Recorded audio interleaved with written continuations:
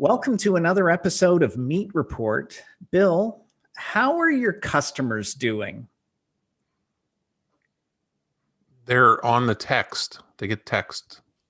Yeah, but have you ever checked in to see how they're doing? Ask them, "Hey, is everything okay? How are things in Baltimore? How are things in Virginia?" We don't need to ask about the states, but I mean, personally, I do care about my customers. One of the most fulfilling parts of the business is getting to know these new folks. 100%. Well, I think that this episode should be dedicated to checking in with all of your customers and making sure that they're okay.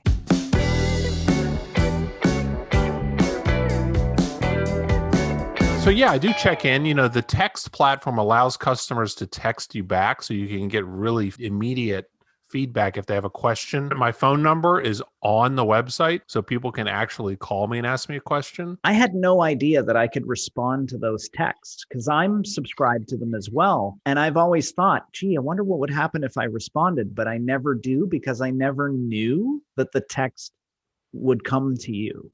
So maybe that's something we can tell your customers today, that they can respond to those texts that they get, and those responses will actually come to you.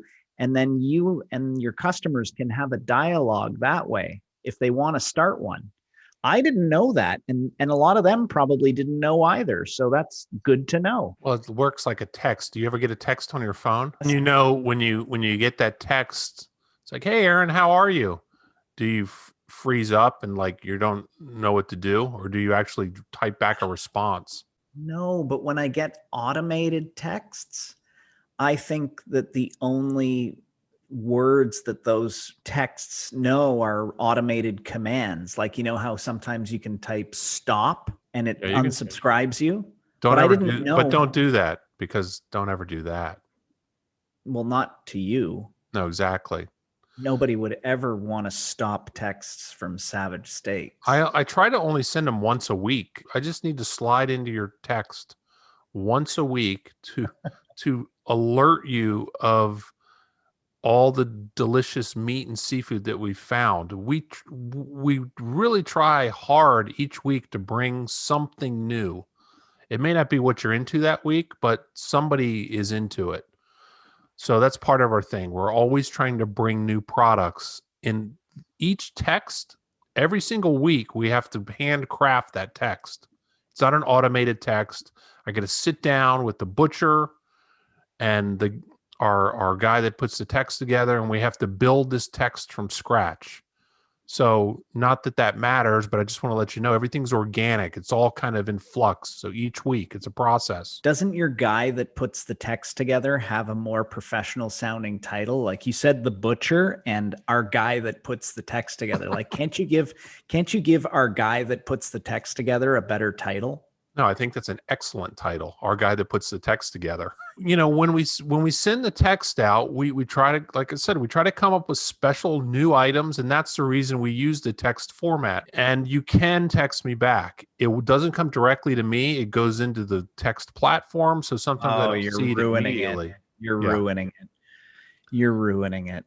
Well, Here I was trying to set it up like it was going to be something really personal, that the text would come directly to you, and now you're adding this system thing in there, and it's just taking the personality out of it. no, not really. When you have tons of subscribers, it doesn't all come to my. It goes to my phone, but not immediately. It goes to the text guy first, our text guy, and then our text guy tells me.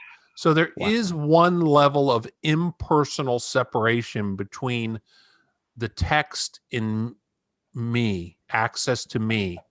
But that's it. There's just one text guy, and then there's me. And then the meat questions. And then on the other side of me, if I can't answer the meat question, behind me is Bill Williamson, Chef Bill Williamson, the butcher. How many layers is that, Aaron? You have the text guy, me, and then the butcher. That's it. I don't know. It's too many if you ask me, when all we're really dealing with is trying to put steaks on people's dinner tables. You'd be surprised, though. There's a lot of questions about the cut of the steak. Why does it cost so much?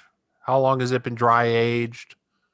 People have questions. This episode's too long. All right. So that's it. Thanks for watching.